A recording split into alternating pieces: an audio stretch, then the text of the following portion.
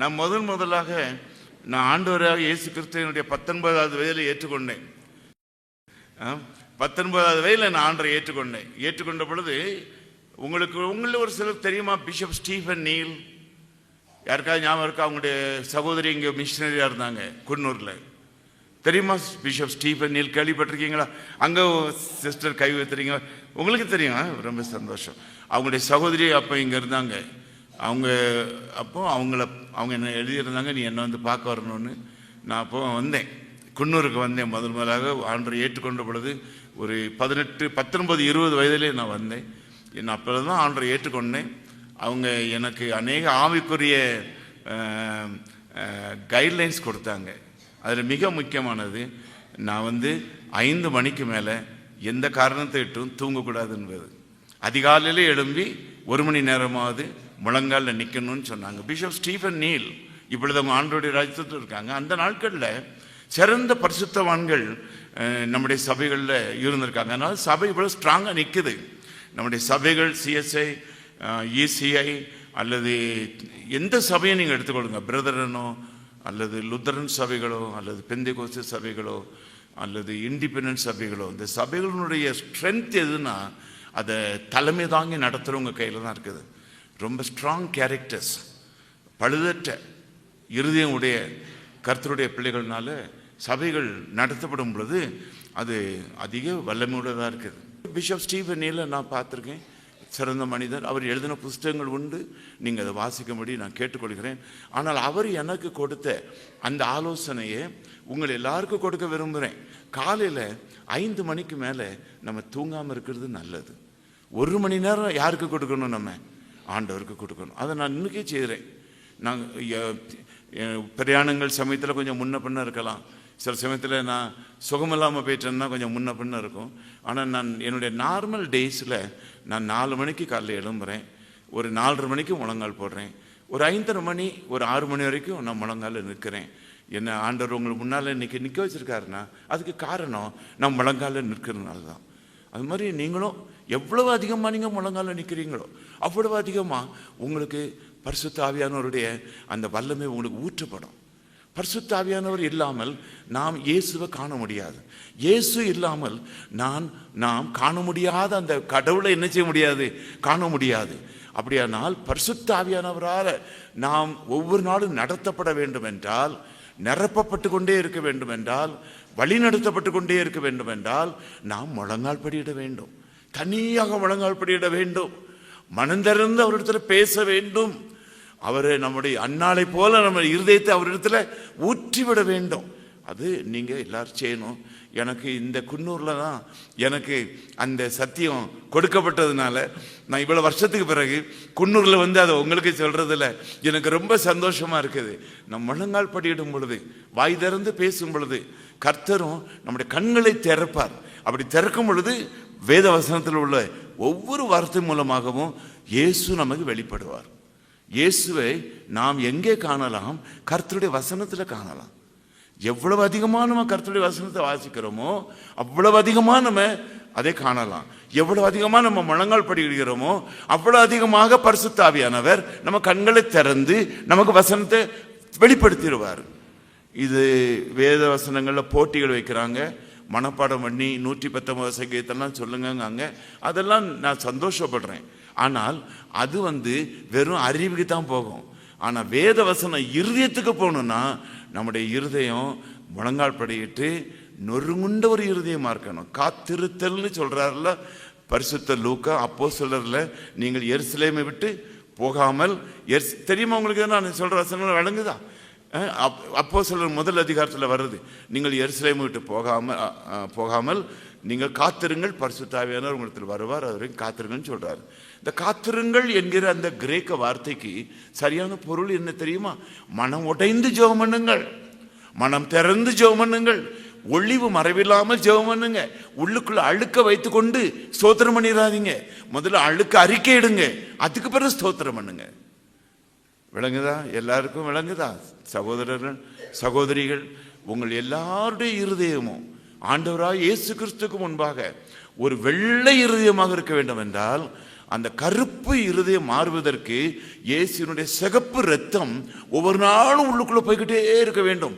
ஏனென்றால் கர்த்தராகிய இயேசு கிறிஸ்துவின் ரத்தம் சகல பாவங்களை நீக்கி நம்மை சுத்திகரிக்கின்றது. நாம் நம்முடைய பாவங்களை அறிக்கையிட்டால், அதனால நீங்க நல்லா மனதில் வைத்துக் கொள்ளணும். நமக்கு 2 பாவம் இருக்குது. ஒன்று என்னன்னா, நம்ம ஆதாம் மூலம் வந்த பாவம். ஆதாம் பாவம் செய்ததுனால நம்ம எல்லாரும் பாவத்துக்குள்ள வந்துட்டோம். விளங்குதா உங்களுக்கு? நல்லா கவனிச்சுக்கிடணும் நீங்க. அது ஒரிஜினல் சின். அது ஒரிஜினல் சின், அது எல்லாருக்குள்ள இருக்குது. அது போக அன்றன்றாடு நம்ம பாவம் செய்கிறோம். The actual sin, the actual சின் இப்படின்னு 2 பாவம் நம்மளை பிடிக்குது. பார்த்துக்கிடுங்க. The original sin and actual sin. இந்த ஒரிஜினல் சின்னுக்காக இயேசு ராஜா சிலுவையிலே மரித்தார். அப்படி மரித்து நம்முடைய பாவங்கள் எல்லாவற்றையும் சிலுவையிலே மன்னித்துட்டார். ஏதாவது ஒரு நாள் நீங்களோ நானோ இந்த அனுபவத்துக்குள்ள நம்ம வந்திருப்போம். அந்த இயேசு என்னுடைய பாவத்திற்காக மரித்தார். இயேசு என்னுடைய பாவத்தை 2000 வருஷத்துக்கு முன்னால மன்னித்து விட்டார். இது எனக்கு தெரியாம இருந்துச்சு, நான் இப்போ விளங்கிக்கிட்டேன். கர்த்தராகிய இயேசு கிறிஸ்துவை விசுவாசி, அப்பொழுது நீயும் உன் வீட்டாரும் ரட்சிக்கப்படுவீர்கள். நான் அவர் விசுவாசிக்கிறேன், நான் ரட்சிக்கப்படுகிறேன். இயேசு என்ற இதயத்தில் இருக்கிறார். என்ற பாவங்கள் எல்லாவற்றையும் அவர் எடுத்து போட்டார். புரிதவங்களுக்கு? தன் பாவங்களை மறைக்கிறவன் வாழ்வடைய மாட்டான். அவைகளை அறிக்கை செய்து விட்டு விடுகிறவனோ இரக்கம் பெறுவான். அந்த இரக்கம் எப்பொழுது கொடுக்கப்படுகின்றது? நாம் இயேசுவை நோக்கி பார்க்கும் பொழுது ரட்சிக்கப்படுறோம். ஆனால் ரட்சிக்கப்பட்ட பிறகு நம்ம ஆக்சுவல் சின்ஸ் நம்ம விழுந்துதான் செய்யறோம். கோபம் வந்துதான் செய்யுது. எப்பொழுதும் நம்ம அன்றோடு நெருங்கக்கூடிய ஒரு ஜீவிதத்தை வாஞ்சிக்கிறோம். ஆனால் சில சமயத்தில் அல்லது பல சமயத்தில் நம்ம பின்வாங்குகிறோம். அப்பொழுது அதான் ஆக்சுவல் சின்ஸ். அப்போ நம்ம அறிக்கை செய்யணும். பாவ அறிக்கை இல்லாமல் ஒரு பரிசுத்தமான வாழ்க்கை கிடையாது. எல்லாரும் பயத்தோடும் நடுக்கத்தோடும் ஆண்டவரை பின்பற்றணும்.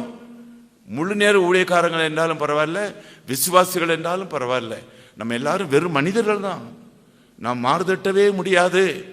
நம்ம விழமாட்டேன், நான் பெரிய ஸ்ட்ராங் பிலீவர்னு யாரும் சொல்ல முடியாது. நம்ம ரொம்ப பயத்தோடும் ரொம்ப நடுக்கத்தோடும் என்றால் முடிவு வரைந்து நிலை நிற்பவனே ரட்சிக்கப்படுவான். நான் அதுக்கு பிறகு ஒரு இடம் வந்தேன்.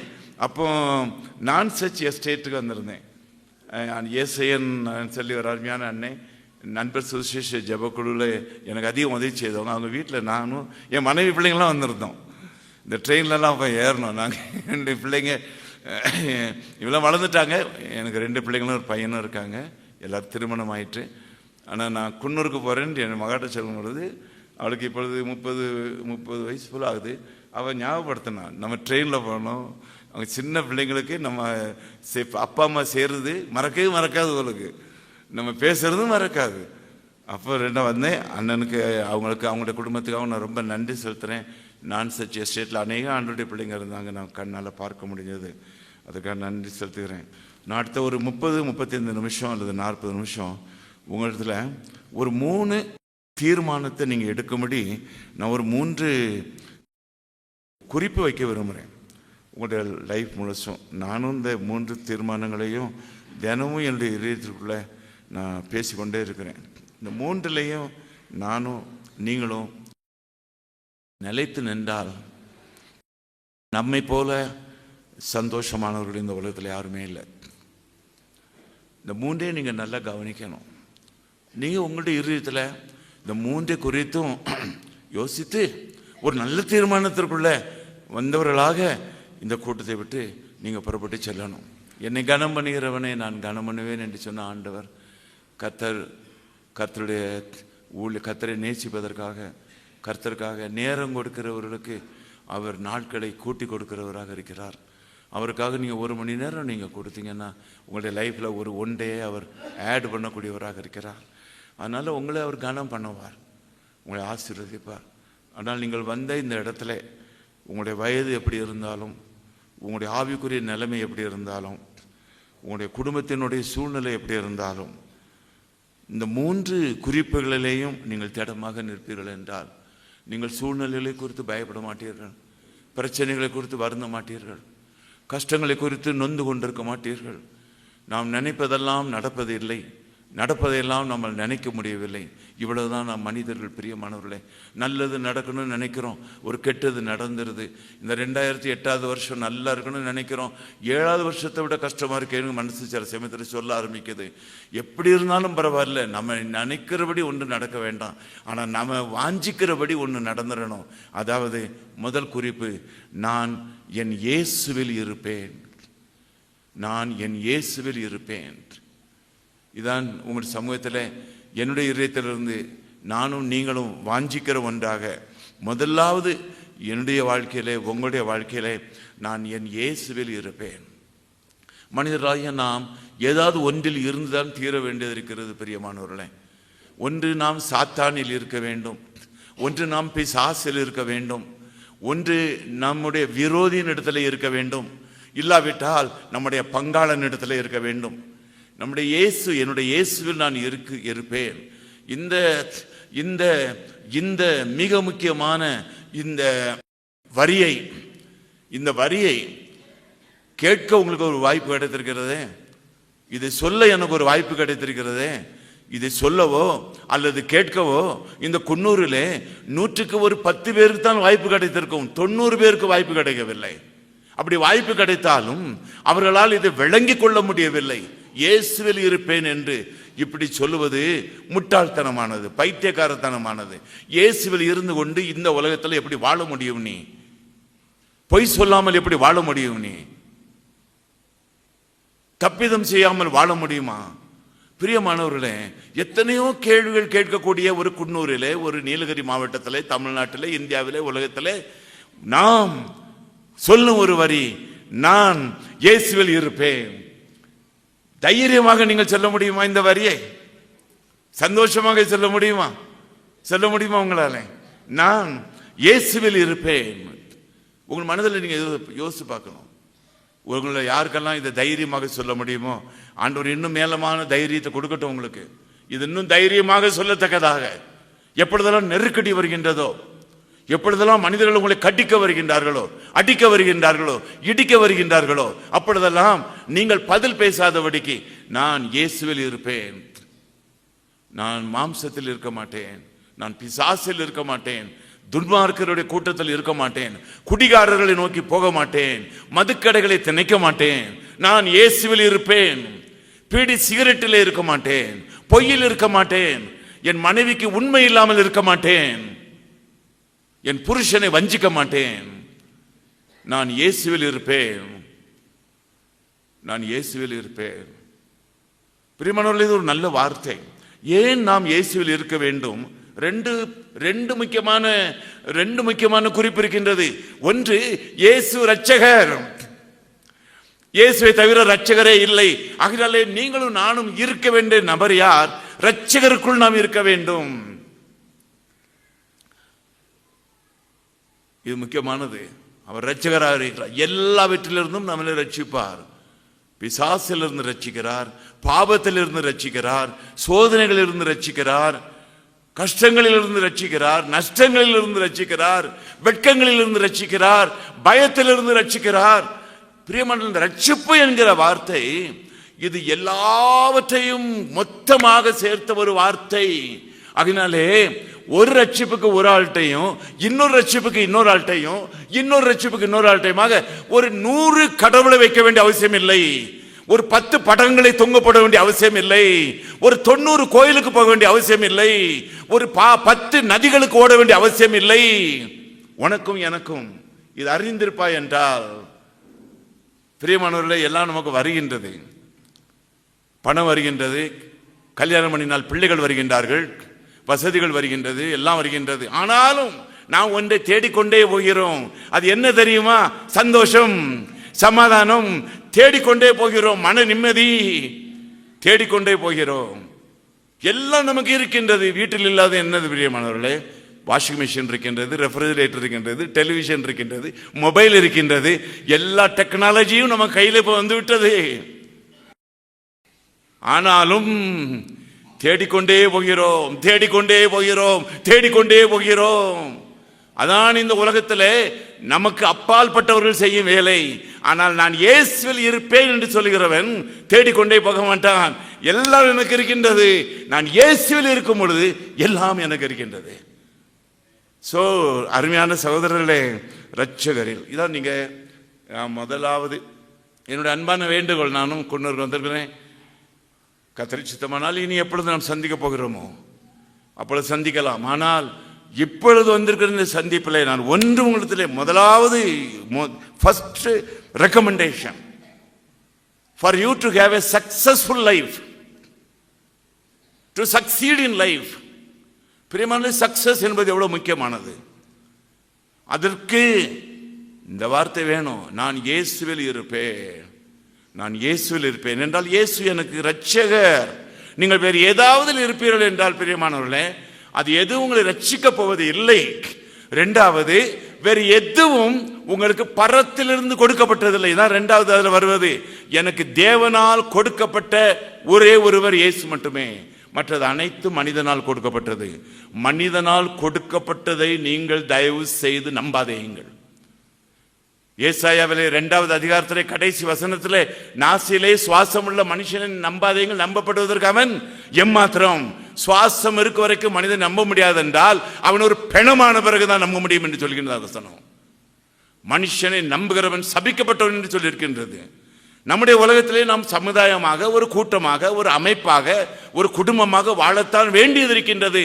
ஆனால் ஒரு கணவனுடைய முழு நம்பிக்கை மனைவி மேலே வர முடியாது. ஒரு மனைவியினுடைய முழு நம்பிக்கை கணவனிடத்தில் வர முடியாது. அவர்கள் 2 பேருடைய நம்பிக்கையும் இயேசுவாக இருக்க வேண்டும். ஏனென்றால் நாம் மனிதர்கள் இன்னொரு மனிதர்களை நம்ப முடியாது. எல்லாவற்றிற்கும் அவர்களை சார்ந்து கொண்டிருக்க முடியாது. நம்ம எல்லாருக்கும் வீக் ஸ்பாட்ஸ் இருக்கின்றது. நம்ம எல்லாரும் பலவீனர்களே. பிரியமானவர்களே, மனிதர்களை தயவு செய்து நம்பாதேயுங்கள். மனிதர்கள் யாரும் உங்களுடைய ஹீரோவாக மாறக்கூடாது. சினிமா பைத்தியங்கள், சினிமா நடிகைகள், சினிமா நடிகர்கள், கட்சி தலைவர்கள், அரசியல் தலைவர்கள், யூனியன் தலைவர்கள். சகோதரனே, சகோதரியே, நீ ஆண்டவருக்குள் இருப்பாய் என்றால் உனக்கு யூனியனே அவசியம் இல்லை. நீ இயேசுவில் இருப்பாய் என்றால் உனக்கு எந்த சப்போர்ட்டும் அவசியம் இல்லை. நீ இயேசுவில் இரு, அவரே உன்னுடைய யூனியன், அவரே உன்னுடைய கட்சி, அவரே உன்னுடைய எல்லாவற்றுக்கும் எல்லாம். நன்றாக ஞாபகத்தில் வைத்துக் கொள்ள வேண்டும். அதான் நான் இயேசுவில் இருப்பது. நான் இயேசுவில் இருப்பது. எல்லாருக்கும் மரியாதை நாம் கொடுக்க வேண்டும். யாரையும் நாம் குறைவாக நினைக்க முடியாது. We have to respect everybody. We should never worship anybody. நன்றாக நீங்கள் ஞாபகத்தில் வைத்துக் கொள்ளுங்க சகோதரிகள். இன்றைக்கு நீங்கள் வந்திருக்கிறீர்கள், கர்த்தருக்கு ஸ்தோத்திரம். இன்றைக்கு தம்பி சொன்னாங்க, நிறைய இடங்கள்ல இன்னைக்கு வேலைகள், ஜனங்கள் அது நடுவில் வந்திருக்கிறாங்க. வந்ததுக்கு கர்த்தர் ஸ்தோத்திரம். அதனால நான் இதை என்னுடைய இதயத்திலிருந்து வசனத்திலிருந்து கொடுக்க விரும்புகிறேன். நான் இயேசுவில் இருப்பேன். பூமி அதிர்ந்தாலும், ஆடி பங்கினாலும், என்ன நேரிட்டாலும் நான் இயேசுவில் இருப்பேன்.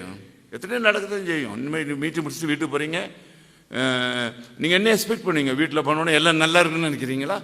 எல்லாம் இருக்கும். வரும்போதெல்லாம் ஏதாவது ஒரு கம்ப்ளைண்ட் இருக்கும், ஏதாவது ஒரு ப்ராப்ளம் வரதான் செய்யும், ஏதாவது ஒரு பிரச்சனை வரதான் செய்யும். உடனே தலையில் கை வச்சுட்டு உட்காரவே கூடாது. நான் இயேசுவில் இருக்கிறேன் என்று சொல்லும் பொழுது ஏசாயா 26:3 என்ன சொல்கிறது? உம்மை உறுதியாய் பற்றி கொண்ட மனதை உடையவன் உண்மையே நம்பியிருக்கிறபடியால் நீர் அவனை பூரண சமாதானத்தோடு காத்துக் கொள்வீர். இயேசுவில், இயேசுவில். சகோதரனே, என் சகோதரியே, நீ இயேசுவில் இருப்பாய் என்றால், நீ இயேசுவில் இருப்பாய் என்றால், உனக்கு பெரிய ஃப்ரெண்டு உங்களுக்கு இருக்கலாம். அவர் ஒரு நாள் கூட உங்கள்கிட்ட பேசல, அவர் முகத்தை பார்க்கலன்னா உங்களுக்கு ரொம்ப வருத்தமாயிரும். அந்த ஃப்ரெண்ட் அவசியம் இல்லை. நீங்கள் இயேசுவில் இருப்பீர்கள் என்றால், நீங்கள் யாரு எங்க என்ன தெரியும், you will never miss anybody. நீங்கள் எப்பொழுதும் சந்தோஷமாக இருப்பது. பிரியமானவர்களே, ஏன் நாம் இயேசுவில் இருக்க வேண்டும் என்கிற இந்த வாய்ப்பை ஆண்டவர் நமக்கு கொடுத்திருக்கிறார் என்றால், ஆண்டவர் நம்மை தேவனுடைய சாயலிலே சிருஷ்டித்ததுனாலே. வேற யாரையும் ஆண்டவர் அவருடைய சாயல சிருஷ்டிக்கல. மிருகங்களோ பறவைகளோ தண்ணீர்ல போற ஜந்துக்கள் எதுவுமே தேவ சாயல சிருஷ்டிக்கப்படலை. மனிதர்களாகிய நம்ம அவருடைய சாயலில் சிருஷ்டித்திருக்கிறார். அவருடைய சாயலில் அதாவது அது ஒரு பெரிய ஆச்சரியமான காரியம். அதாவது the power to think, the power to choose, the power to decide, இது கர்த்தருக்கு மட்டுமே உண்டு. அதை மனுஷனுக்கு கொடுத்திருக்காரு. பாருங்க எவ்வளவு அருமையானது பாருங்க. the power to choose, the power to think, the power to decide, எல்லாம் தேவ சாயலில் உள்ளவங்களுக்கு தான் கிடைக்கும், வேற யாருக்கும் கிடைக்காது. பாவம் என்பது என்ன தெரியுமா? Misusing the power of choosing. What is sin? விபசாரம் செய்யறது பாவம், கள்ளு குடிக்கிறது பாவம், பீடி குடிக்கிறது பாவம், பொய் சொல்றது பாவம். இதெல்லாம் பாவத்திற்கு, பாவம் என்பதனுடைய இந்த மிஸ்யூஸ் பண்றதுனால வரக்கூடிய விளைவுகள். நம்ம தப்பிதமான தீர்மானம் செய்யும் பொழுது பாவத்தில் விழுந்துடுறோம். நம்ம misusing the power of choosing. ஒவ்வொரு நாளும் we have to take decisions. ஆண்டவர் அப்படித்தான் நம்மளை வச்சிருக்காரு. நீ கூட்டத்துக்கு போகுமா, போக வேண்டாமா? ஒருவேளை ஒரு 10 பேர் யோசிச்சிருப்பாங்கன்னா ஒரு 5 பேர் வந்திருப்பாங்க, ஒரு 5 பேர் வந்திருக்க மாட்டாங்க. அது அவங்களுடைய இஷ்டம். அதனால தான் ஆண்டவருமே யாரையும் வற்புறுத்துறது இல்லை. வருத்தப்பட்டு பாருங்க சுமக்கிறவர்கள், நீங்கள் எல்லாரும் என்னிடத்தில் வாருங்கள், நான் உங்களுக்கு எதை பாரு சொல்லுவேன். யாருடைய கையையும் பிடிச்சு முறுக்கி என் பின்னால வான்னு சொல்லி ஒரு நாள் ஆண்டு சொல்ல மாட்டாரு. மகனே உன் நெஞ்சனுக்கு தாராக தான் கேட்பாரு. இதோ வாசல் படியிலிருந்து தட்டுக்கிறேன்னு சொல்றாரு, உடைச்சி உள்ள வருவேன்னு சொல்ல மாட்டாரு. You should be volunteer. அதான் ஆண்டவர் அப்படி திருச்சிட்டாரு நம்மளை, அப்படி வச்சிட்டாரு நம்மளை. பிள்ளைங்க பிறக்குது, சின்ன பிள்ளைகளா இருக்கிறது நல்லா இருக்குது. வளர்ந்த பிறகு ஒரு பையன் ஒரு பிள்ளை பின்னால போகிறான், அல்லது அம்மாவுக்கு தெரியாம அப்பாவுக்கு தெரியாம ஒரு பையன் பின்னால போகிறான். நம்ம கண்டிக்கிறோம், ஆனா கீழ்ப்படிய மாட்டேங்குது நம்ம பிள்ளைங்க. நம்மளை அடிக்க முடியுமா? வீட்டை விட்டு விரட்ட முடியுமா? முடியாது. சொல்லத்தான் முடியும். பிரியமானவர்களே, மனிதர்களை அப்படி சிருஷ்டித்திருக்கிறார் ஆண்டவர், அப்படி சிருஷ்டித்திருக்கிறார். அதனாலேதான் நம்ம மிக முக்கியமாக யோசிக்க வேண்டியது, நான் இயேசுவில் இருக்க வேண்டும் என்பதற்கு முக்கியமான காரணம் என்னவென்றால், நான் செய்யும் எல்லா தீர்மானங்களும் என்னை ஆசீர்வதிக்கும் தீர்மானங்களாக இருக்க வேண்டும். நாளைய தினத்தை குறித்து இன்றைய தினத்திலே யோசிக்க வேண்டும். ஏனென்றால் இன்றைக்கு எடுக்க ஒரு தீர்மானம், முடிவு இன்னும் 10 வருஷத்துக்கு பிறகும் ஒரு ஆசீர்வாதத்தை தரக்கூடிய ஒரு முடிவாக இருக்க வேண்டும். Quick decisions and self decisions. யார் எடுக்கிறார்? இயேசுவுக்குள் இல்லாதவர்கள்.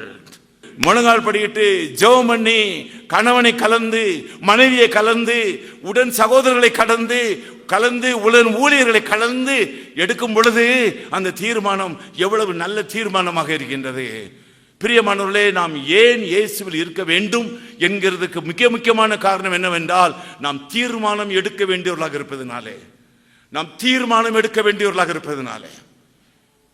தீர்மானம் எடுக்காமல் சும்மா இருக்க முடியாதபடிக்கு இந்த உலகத்தில் நாம் பிறந்து விட்டோம். பிரியமானவர்களே, ஒரு 12வது வகுப்புக்கு போகும் பிறகு நம்ம காலேஜில் என்ன சப்ஜெக்ட் எடுக்கலாம்னு யோசிக்கிறது வேற.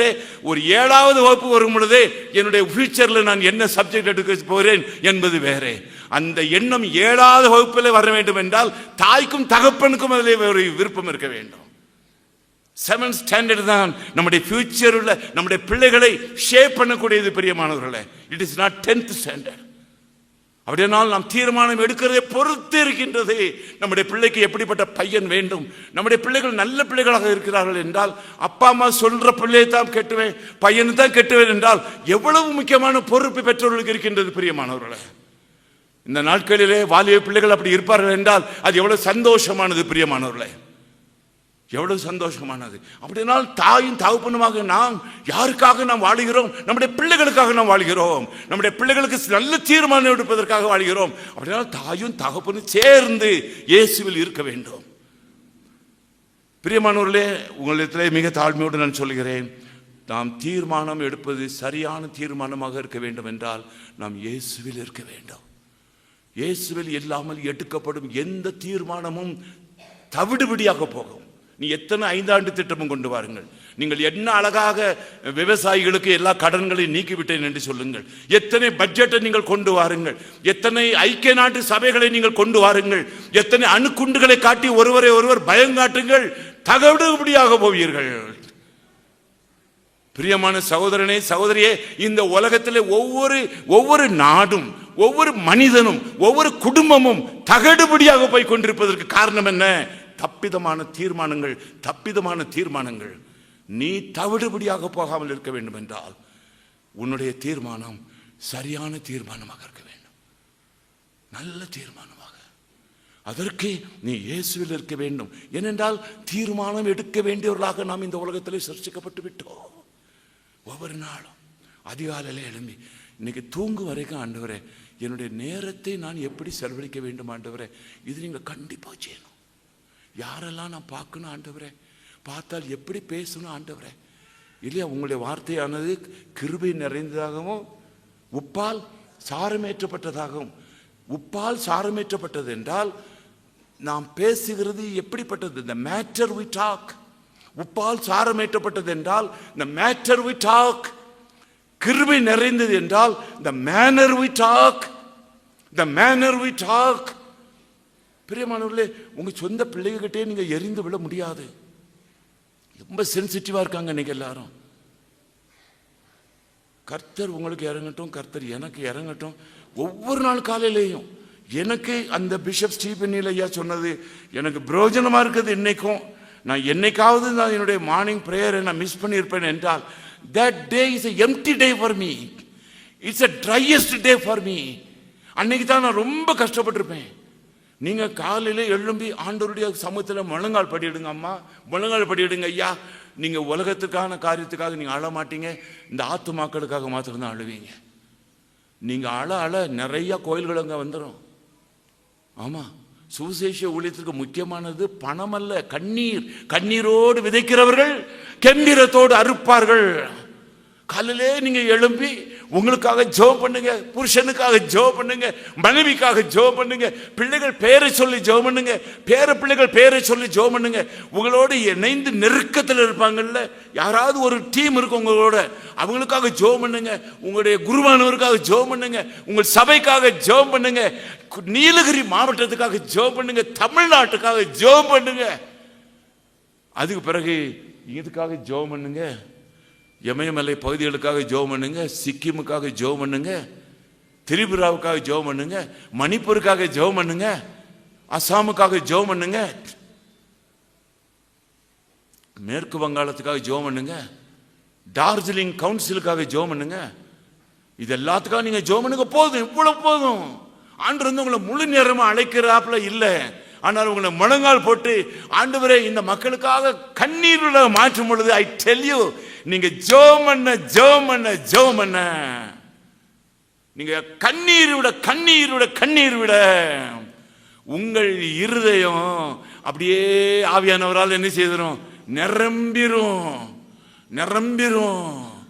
நீங்க கண்ணீர், ஒரு கண்ணீர் விடுங்க, அங்க 100 பேருடைய இதயத்திலிருந்து சாத்தம் ஓட ஆரம்பிப்பான், உங்களுக்கு தெரியாம இருக்கும். ஸோ அருமையானவர்களே, காலையிலே எழும்பி ஜெபம் பண்ணி, நான் என் பையில ஒரு சின்ன தாள் வச்சிருப்பேன். இதில் எழுதிடுவேன் இந்த நாள் முழுவதும் நான் என்ன செய்யணும்னு டைம் போட்டு எழுதிடுவேன். எழுதி எப்பவுமே என் பையில் வச்சிருப்பேன். யாராவது மீட் பண்ணனா அதையும் எழுதிடுவேன். இதெல்லாம் நான் காலையில் ஜெபம் பண்ணும்போது நான் எழுதி ஆண்டுகிட்ட கொடுத்துட்டு பிறகு பைக்குள்ள வச்சுவிடுவேன். நீங்களும் அப்படி செய்யலாம், இதோட நல்லாவும் செய்யலாம். நீங்கள் ஒரு என்னோட உங்களுக்கு ஆண்டவர் இன்னும் அதிகமாக வேலை கொடுப்பார். ஆனால் நீங்கள் தயவு செய்து செய்யணும். You need to manage. எல்லாம் நீங்கள் சொல்ல மாதிரி என்னது management, human resource management, finance management என்னன்னு சொல்கிறாங்க. எல்லாத்தையோட முக்கியமான மேனேஜ்மெண்ட் செல்ஃப் மேனேஜ்மெண்ட். பிரியமானவர்களே, அதனாலே தான் நாம் இயேசுவில் இருக்க வேண்டியது இருக்கு. பிரியமானவர்களே, நாம் இயேசுவில் இருக்க வேணும். அவருடைய சாயலில் நாம் சிருஷ்டிக்கப்பட்டிருக்கிறோம். பிரியமானவர்களே, நீங்கள் செராக்ஸ் எடுக்கிறீங்க. செராக்ஸ் எடுக்கிறது என்னது? காப்பி எடுக்கிறோம். அதுதான் we are xerox of a living God. Copy மாதிரி அப்படியே ஒரு செராக்ஸ். ஃபேக்ஸ்ன்னு சொல்கிறோம். இப்போ இமெயில் இந்த பேர் ரொம்ப உபயோகிக்கிறதில்ல இல்லையா? ஃபேக்ஸ்ன்னு சொல்கிறோம். ஃபார் அவே செராக்ஸ்ன்னு சொல்லுவாங்க. தூரமானவர்களுக்கு ஒரு 200 மைலுக்கு அங்கிட்டும் அந்த தாள் போயிட்டாலும் அங்கே இருக்கிற தாளும் இந்த தாளும் ஒரே தாள் தான். பரலோகத்தில் இருக்கிற ஆண்டவரும் பூலோகத்தில் இருக்கிற நாமும் ஒரே சாயல் தான். அங்கேருந்து செராக்ஸ் பண்ணிட்டார் ஆண்டவர். வண்டி தானே காப்பி. அதனாலே தான் நாம் இயேசுவில் இருக்க வேண்டியவர்களாக இருக்கிறோம். ஏனென்றால் இயேசுனுடைய தேவனுடைய சாயலிலே நாம் சிருஷ்டிக்கப்பட்டிருக்கிறோம். உங்களில் எத்தனை பேருக்கு இமிட்டேஷன் ஆஃப் கிரைஸ்ட்னு ஒரு புக் இருக்கு பார்த்துடுங்க. அது கிடைச்சா நீங்கள் தயவுசெய்து வாங்கி படிக்கணும். Imitation of Christ. அதில் ரொம்ப நல்லா இருக்குது சில வார்த்தைகள். நம்மளை 2 வார்த்தை நீங்கள் யோசித்து பார்க்கணும். ஒன்று வந்து வேதக்காரங்க வாங்க பார்த்துருக்கீங்களா, கேள்விப்பட்டிருக்கீங்களா? ஏன் தெரியுமா? வேதத்தை கையிலே தூக்குகிறவர்கள். அடுத்தது கிறிஸ்தவன்கிறாங்க. ஏன்னா அவன் கிறிஸ்து, கிறிஸ்து பிளஸ் அவன் கிறிஸ்தவன். அப்படின்னா ஜனங்களே, உலகத்தில் உள்ளவர்களே நம்மளை என்ன சொல்றாங்க? You are the image of God. நீங்கள் கடவுளை காப்பி அடித்தவர்கள். இதற்கு நாம் இயேசுவில் நிற்கணும். இயேசுவில் நாம் நிலைத்திருக்க வேண்டும். அவருடைய சாயலிலே நாம் சிருஷ்டிக்கப்பட்டிருப்பதனால விழுந்துட்டோம். ஆனால் விழுந்துட்டோம். ஒரிஜினல் சின் பிளஸ் ஆக்சுவல் சின்ஸ் விழுந்துட்டோம். ஆனாலும் கர்த்தர் தம்பி செல்வராஜ் ஜெவன் பொழுது அடிக்கடி இந்த வார்த்தைகளை உபயோகிப்பாங்க, கிருபையும் இரக்கமும் நிறைந்த ஆண்டவரேங்கன்னு. இல்லை தம்பி, நீங்கள் அடிக்கடி அப்படியே ஆரம்பிப்பீங்க. ஒவ்வொருத்தரும் ஒவ்வொரு இது முறையில் ஜெபத்தை ஆரம்பிக்கிறாங்க. நம்ம அப்படி விழுந்தாலும் கிருபை கொடுக்கப்பட்டுச்சு, இரக்கம் கொடுக்கப்பட்டுச்சு. விடலையே நம்மளை விடலையே, கர்த்தர் நம்மளை கைவிடவில்லையே. இப்படி பாவம் செய்துட்டேன்னு ஆதாமையும் ஏவாளையும் அவர் அடித்து கொன்று விடவில்லையே. பிரியமானவர்களே, புது சிருஷ்டி ஆகிட்டார். சிருஷ்டி விழுந்துட்டாலும் அந்த சிருஷ்டி என்ன செய்துட்டாரு? புது சிருஷ்டி ஆகிட்டார். இயேசு கிறிஸ்து என்னுடைய வாழ்க்கையில் என்றைக்கு வந்தாரோ அன்றைக்கு நான் நியூ கிரியேஷன், புது சிருஷ்டி. ஆவி புதுசு, ஆத்மா புதுசு, சரீரம் புதுசு, வருங்காலம் புதுசு, நான் செய்ய போற எல்லாமே புதுசு. இது சகலத்தையும் நான் புதிதாக்குகிறேன். அதனாலே தான் தம்பிமார் பாடின பாட்டை பார்த்தீங்களா? பின்னாக நான் பார்க்க மாட்டேன். நான் இதுல உங்களுக்கு வெற்றி வேண்டும் என்றால் இயேசுவில் இருக்கணும். இல்லைன்னா நீங்க இந்த 2008 மார்ச் மாதம் இல்லையா, மார்ச் மாதம் தானே 1ஆம் தேதியை எதுல செலவழிப்பீங்க? கடந்த காலத்தில் செலவழிப்பீங்க. எப்போ பார்த்தாலும் நேற்று நடந்தது உங்கள் ஞாபகத்துக்கு வந்துட்டு இருக்கும், போன மாதம் நடந்தது உங்கள் ஞாபகத்துக்கு வந்துட்டு இருக்கும், போன வருஷம் நடந்தது ஞாபகத்துக்கு வந்துட்டு இருக்கும், அவங்க செய்தது உங்களுக்கு ஞாபகத்துக்கு வந்துட்டு இருக்கும், இவங்க செய்தது உங்களுக்கு ஞாபகத்துக்கு வந்துட்டு இருக்கும். அப்படியாக பழைய காலமானது உங்கள் மனசையும் உங்கள் இருதயத்தை நிரப்பி இன்னைக்கு ஒன்றும் செய்ய முடியாமல் ஆக்கி போடும். நீங்க புது சிருஷ்டி ஆகியிருப்பீர்கள் என்றால் இது நினைக்க மாட்டீங்க. அன்றியும் அவரிடத்தில் அன்பு கூறியவர்களுக்கு சகலமும் நன்மைக்கு ஏதுவாக நடந்ததுன்னு சொல்லி ஒரு ஸ்தோத்திரம் போடுவீங்க, எல்லாம் ஓடி போயிடும். விளங்குதா நான் சொல்றது? உங்களுக்கு விளங்குதா? ஆனா இதை செய்ய முடியாத அநேகருக்கு என்று அவங்க இயேசுவில் இருக்க மாட்டாங்க. இயேசுவில் இருக்கிறவர்கள் இதுவரைக்கும் நடந்த அனைத்துக்கு என்ன சொல்லுவாங்க? ஸ்தோத்திரம் சொல்லுவாங்க. அதான் இயேசுவில் இருத்தல். ஏன்னா புது சிருஷ்டி ஆகும் பொழுது கடந்த காலங்கள் எல்லாம் பின்னாக போய்விடுகின்றது, நாம் இனி முன்னாக பார்க்கிறோம். பிரியமானவர்களே, நீங்க தீத்துவுக்கு வாருங்கள். தீத்து 3வது அதிகாரத்தில் பாருங்கள், 7வது வசனம். அவருங்கிற இடத்துல தேவன் வச்சுக்கோங்க. தேவன் நமது இரட்சகராகிய இயேசு கிறிஸ்து மூலமாய் அந்த பரிசுத்த ஆவியை நம்மேல் சம்பூரணமாய் பொழிந்தருளினார். வசனத்தை விட்டுறாதீங்க. இதுல திருத்துவமே இருக்குது. தேவன் இருக்கிறார், இதுல இயேசு கிறிஸ்து இருக்கிறார், இதுல பரிசுத்த ஆவியானவர் இருக்கிறார். சம்பூரணமாய் உங்கள் இருதயத்துல பரிசுத்த ஆவியானவரை அப்படியே ஒரு மதகு போல ஊத்தி விடுவார். நீங்கள் தண்ணீரை போல, அன்னாளை போல உங்கள் இருதயத்தை கர்த்தருடைய சமூகத்திலே அதிகாலையிலே ஊற்றி விடும் பொழுது அவர் பரிசுத்த ஆவியானவரை உங்களிடத்தில் ஊற்றி விடுவார். உங்கள் பாத்திரம் நிரம்பி வழியும். கர்த்தருக்கு ஸ்தோத்திரம். ஆண்டவர் உங்களை ஆசீர்வதிப்பாரம்மா. சகோதரனே, ஆண்டவர் உங்களை ஒரு புதிய முறையிலே நடத்துவார். கடந்த காலம் குறித்து நீங்கள் பயப்படவே கூடாது, வருந்தவே கூடாது. என்ன நடந்தாலும் பரவாயில்ல, எவ்வளோ நஷ்டமானாலும் பரவாயில்ல, எவ்வளோ கடனில் விழுந்துட்டாலும் பரவாயில்ல. நம்ம இயேசுக்குள்ளே வரும்பொழுது, நான் இயேசுவில் இருப்பேன்னு சொல்லும் பொழுது எல்லா பள்ளங்களையும் அவர் நிரப்பிடுவார். எல்லா மதில்களையும் அவர் உடைச்சு போட்டு நம்ம முன்னால் போக வச்சிருவார். எந்த மனிதனும் உங்களுக்கு எதிர்த்து நிற்க முடியாதபடி காத்துக்கொள்ளுவாரு. உங்களை பயமுறுத்துறவர்களை உங்களே ஒரு அச்சமாக அவர்களுக்கு மாற்றி விடுவாரு. எல்லாத்தையும் சரி வைப்பாரு. நீங்களா போய் ஒரு காரியத்துக்காக கடந்துட்டு அடிச்சு பிடிச்சு வாங்க வேண்டிய அவசியமே இல்லை. நான் அமர்ந்திருந்து நீங்கள் தான் தேவன் என்று கண்டுகொள்ளுங்கள்.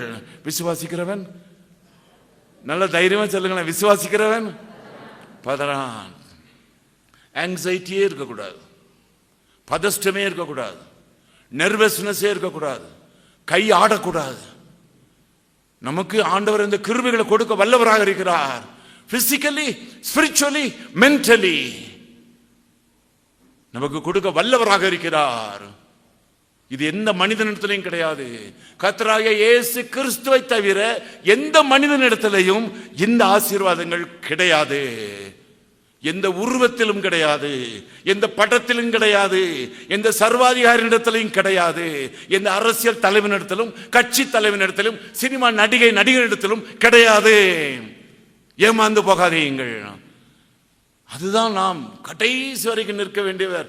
நம்முடைய ஒரே பலன், என்னை பலப்படுத்துகிற கிறிஸ்துவினாலே எல்லாவற்றையும் செய்ய எனக்கு, சத்தமா சொல்லுங்க, எனக்கு பலன் உண்டு. எங்க வருது, எதுல வருது தெரியுமா? பிலிப்பியர் 4:13 வசனத்தை மட்டும் இல்ல, அந்த பாகத்தையும் நம்ம மனசுல வச்சுக்கிடலாம். பிரியமானவர்களே, 1 யோவானுக்கு வாங்க. 1 யோவான் 3:6 பாருங்க. அவரில் நிலைத்திருக்கிற எவனும் பாவம் செய்கிறதில்லை, பாவம் செய்கிற எவனும் அவரை காணவும் இல்லை, அவரை அறியவும் இல்லை. இயேசுவை எங்கே காணலாம்? முழங்காலில் நிற்கும் பொழுது காணலாம், வேதத்தை வாசிக்கும் பொழுது காணலாம், அதிகாலையில் அவரை காணலாம். அவரை காணும் பொழுது அந்த பகலிலே நாம் எந்த பாவத்திலும் சிக்க மாட்டோம், எந்த பாவ மனுஷனிடத்திலும் சிக்க மாட்டோம், எந்த பாவ சூழ்நிலையிலையும் நம்ம விழுந்துட மாட்டோம். காலையிலேயே அதிகாலையிலேயே நீங்க உங்க மனசுல போய் நீங்க யோசிக்க ஆரம்பிக்கணும், எப்படி நம்ம டைம் போடலாம். நமக்கு ஒரு 10 மணிக்காவது 10:30 மணிக்காவது 11 மணிக்காவது நம்ம தூங்க வேண்டியது இருக்கு. நம்முடைய பிசிக்கலா ஒரு 6 மணி நேரமோ 5 மணி நேரமோ நமக்கு ரெஸ்ட் வேண்டியது இருக்கு. அப்படியானால் நம்ம 4 மணிக்கு எழுமணும்னா ஒரு 6 மணி நேரத்துக்கு பின்னால எப்ப தூங்கினா நம்ம 4 மணிக்கு எழும முடியும்? அதுக்கு தக்கபடி நாம் நம்முடைய டேயை, நம்முடைய லைஃப் ஸ்டைலை, நம்முடைய டைமை நாம் டிசிப்ளின் பண்ண வேண்டும். கர்த்தருடைய பிள்ளைகளுக்கு ஒழுக்கம் இல்லை என்றால், ஏனென்றால் சகலமும் ஒழுக்கமும் கிரமமும் ஒழுங்குமாக நடக்க கடவுது. 1 கொரிந்தியர் 14 கடைசி வசனம் நினைக்கிறேன். பிரியமானவர்களே, நமக்கு அந்த ஒழுக்கம் இல்லை என்றால் பிசாசு ஒரு நொடியிலே நம்மளை கொண்டு போய் விடுவான். எத்தனையோ ஆண்டவருடைய பிள்ளைகளுக்கு ஒரு ஒழுக்கம் கிடையாது, எத்தனையோ கர்த்தருடைய ஊழியக்காரர்களுக்கு ஒழுக்கம் கிடையாது. அவருடைய இருதயத்திலே அவர்கள் வறண்டு போய் கிடக்கிறார்கள். வெளியிலே வேஷம் காட்டி விடலாம், உள்ளுக்குள்ளே எத்தனையாக நாம் வருந்தி கொண்டும் கவலைப்பட்டு கொண்டும் பிரியமானவர்களே, உள்ளுக்குள் இருப்பதை வெளியே சொல்ல முடியாதவர்களாகவும் நாம் வாழ்ந்து கொண்டு வாழ்கிறோம். நன்றாக நீங்கள் மனதிலே வைக்கத்தக்கதான ஒரு வரி, நான் இயேசுவில் இருப்பேன். எவ்வளவு தடவை சொல்றீங்களோ அவ்வளவு தடவைக்கு நீங்க ஆதீர்மானிக்க போறீங்க. நான் இயேசுவில் இருப்பேன். மார்ச் 1ஆம் தேதி ராத்திரி எத்தனை மணிக்கு தூங்க போறேன்? ஆண்டவரே, நான் தூங்கும் வரைக்கும் நான் இயேசுவில் இருப்பேன். இன்றைக்கு நான் இயேசுவில் இருப்பேன். அப்படியால் நான் பாவத்தில் இருக்க முடியாது. பிரியமானவர்களே, நாம் இயேசுவில் இருப்பீங்க. யோவான் 15க்கு வாருங்க. ஒரு சில வசனங்களை நான் வாசிக்க விரும்புகிறேன். யோவான் 15, நான் இயேசுவில் இருப்பேன், நான் இயேசுவில் இருப்பேன்ங்கிறதுக்கு யோவான் 15ல் சில விசேஷமான வசனங்கள் இருக்கு. ஐயா, அம்மா, தம்பி, தங்கமார், நீங்கள் அந்த யோவான் 15 வீட்டுக்கு போன பிறகு தாராளமாக இன்னைக்கு படிங்க. நல்ல டைம் எடுத்து நீங்கள் யோவான் 15 வாசித்து பாருங்க. இன்னைக்கு நீங்கள் மற்ற பகுதி வாசிக்கலாம், ஸ்தோத்திரம். ஆனால் இன்றைக்கு விசேஷமாக இயேசுவில் இருப்பேன் என்று சொல்லுகிறவர்களுக்கு இந்த யோவான் 15வது அதிகாரம் இட்ஸ் எ மஸ்ட். பாருங்க, அந்த யோவான் 15ல் நீங்க தயவு செய்து 4வது வசனத்துக்கு வாருங்க. என்னில் நிலைத்திருங்கள், நானும் உங்களில் நிலைத்திருப்பேன். கொடியானது திராட்சை செடியில் நிலைத்திராவிட்டால் அது தானாய் கனி கொடுக்க மாட்டாது. நீங்களும் என்னில் கனி கொடுக்க மாட்டீர்கள். பிரியமானவர்களே, God can do without man, man cannot do without God. இது நல்லா நீங்க மனசுல வச்சுக்கிட்டணும். கடவுள் கர்த்தராகிய தேவன், கர்த்தராகிய இயேசு கிறிஸ்து, பரிசுத்த ஆவியானவர், நீங்களும் நானும் இல்லாம எதுவும் செய்ய முடியும்.